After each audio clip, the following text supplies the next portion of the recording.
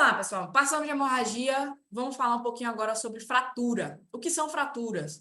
Fraturas são rompimento ou trincamento de qualquer estrutura óssea do corpo humano, né? Pode acontecer por impacto, queda, né? Normalmente tem inchaço, dor muito forte, sensação de atrito, o membro está na posição ali estranha, né? A pessoa perde a mobilidade do membro também. As fraturas, elas podem ser divididas em dois tipos também, né?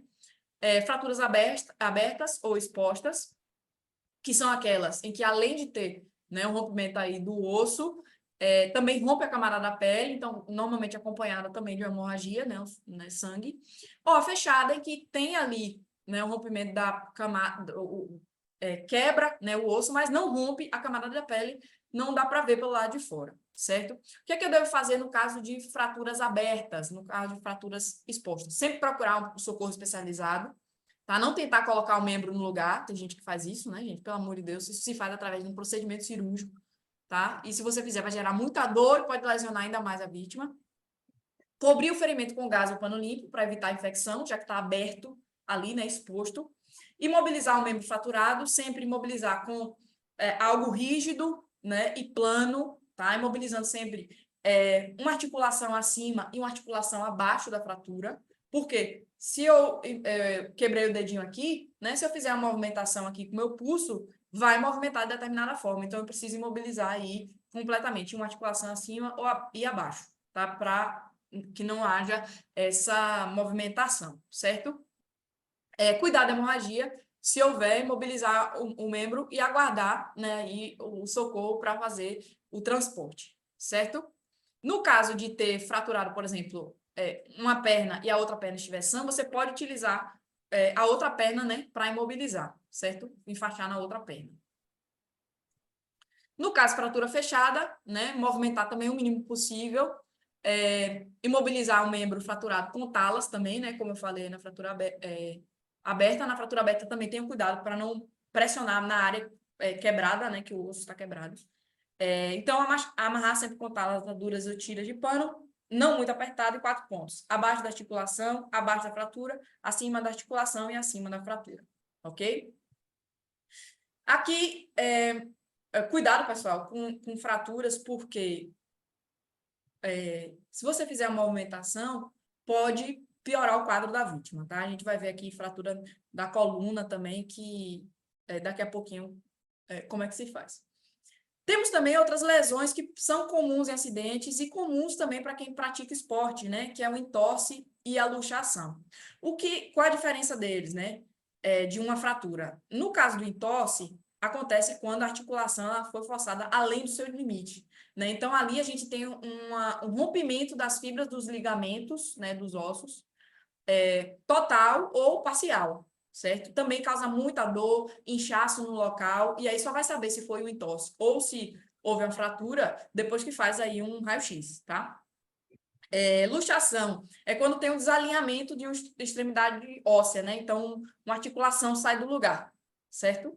Eles perdem um contato entre si. Então, também causa muita dor e inchaço no local. O que você deve fazer? Imobiliza, né? Como se fosse aí, no caso, uma fratura fechada, aplica gelo para reduzir a dor e o inchaço e encaminha a vítima também para o hospital, certo? Dói demais. Quem passou por essa circunstância aqui sabe que dói. Eu acho que em algumas circunstâncias é até pior, no caso entorse, né, do que uma fratura, porque a fratura, o osso se reconstrói, né, tem um calo ósseo.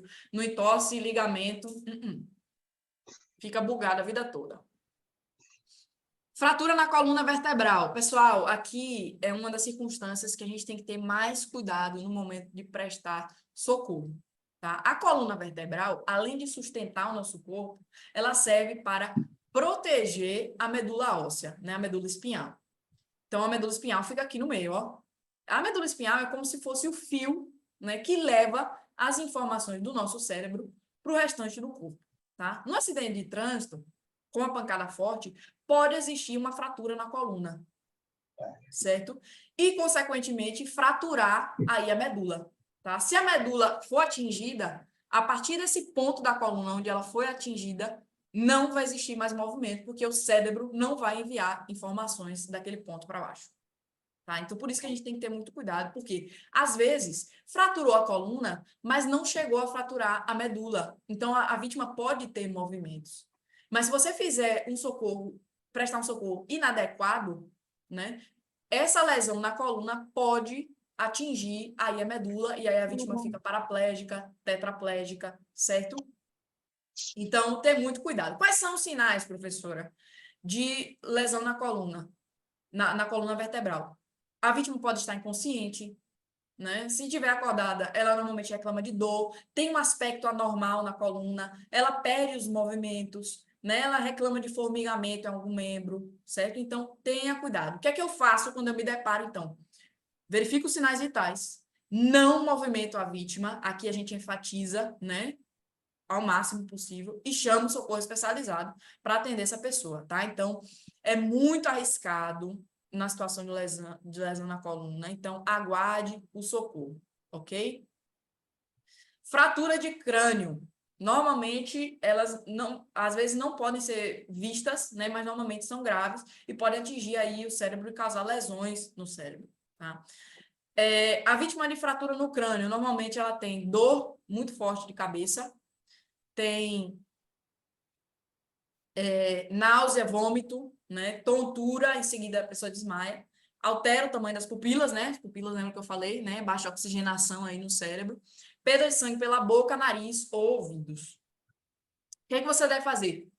Imediatamente providenciar o socorro especializado, manter a cabeça da vítima levemente elevada, que é o contrário, né? No caso de desmaio ou alguma coisa do tipo, porque, como tem a lesão na cabeça, se eu aumentar a irrigação de sangue do cérebro, vai sair mais sangue, né? Então, a intenção é levantar um pouco mais a cabeça, certo? Se tiver sangramento aí no couro cabeludo, faça um curativo, mas não pressione, não aperte aí as áreas afundadas, certo? Enfaste a cabeça.